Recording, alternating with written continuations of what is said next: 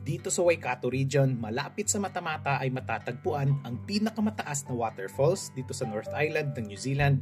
Ito ang Wairiri Falls.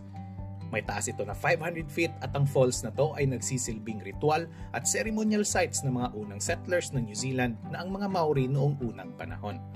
Welcome sa Traventures at sa episode na to ay pupuntahan namin ang Wairiri Falls at ipapakita sa inyo ang ganda ng summit nito.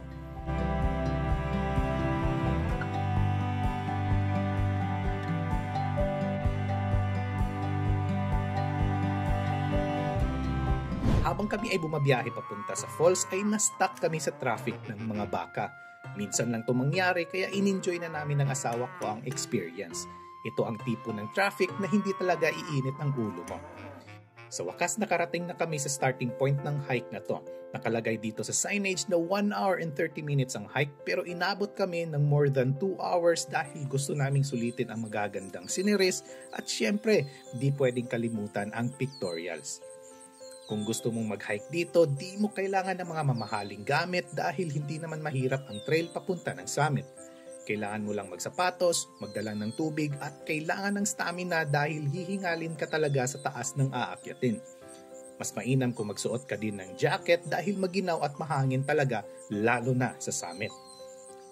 Huwag mo din kalimutan na magdala ng power bank dahil sigurado akong malulobat ang cellphone mo sa kaka-picture at kakakuha ng mga videos dahil sobrang ganda talaga ng mga tanawin dito. Para mabigyan ko kayo ng sample, ito yung mga kuha naming pictures papunta pa lang sa summit. Di ka rin maliligaw dahil obvious na obvious din ang trail dito. Sundan mo lang ang trail at ang mga signages at sigurado akong makakaabot ka din sa summit. Huwag mo din kalimutang i-follow ang page na to at mag-subscribe sa aming channel kung gusto mo ng travel tips at makita ang ganda ng New Zealand. Habang kami ay naglalakad, kapansin-pansin at nakaka-relax sa mga huni ng mga ibon dito gaya ng tuwi, kiriru, fantail at iba pa. Talagang ang New Zealand ay kilala na mayaman sa iba't ibang uri ng ibon. Sa wakas nakarating na kami sa lookout ng falls.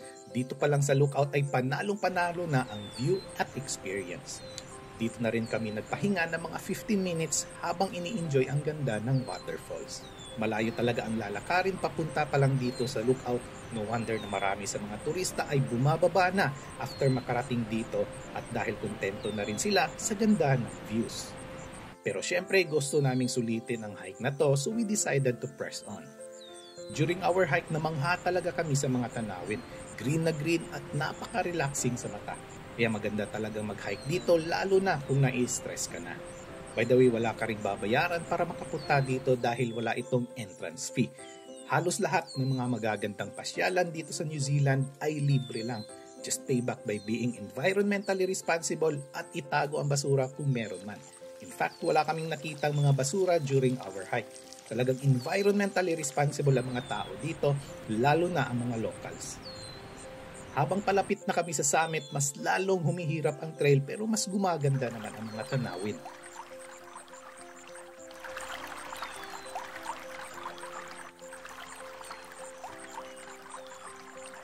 Finally, nasa summit namin at makikita nyo naman na sobrang ganda ng tanawin.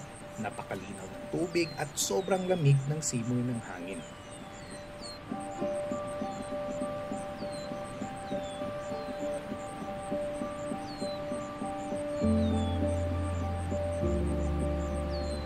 Sobrang happy namin ng asawa ko si Josie sa gala na to. Although nakakapagod ang hike papunta dito sa summit ng Wairiri pero very rewarding naman ang experience. Buti na lang hindi kami sumuko ni Josie sa pag-hike. Dito talaga namin na-appreciate ang beauty of patience, perseverance, power of rest, and of course, teamwork. This is indeed a very memorable experience for us dahil ito ang first gala naming mag-asawa dito sa New Zealand.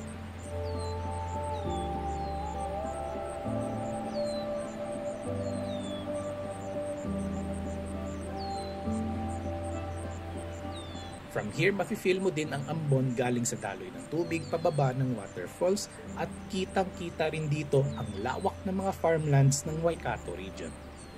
We will rate this experience 10 out of 10 dahil sa amazing sceneries at madali lang ang trail papunta sa summit.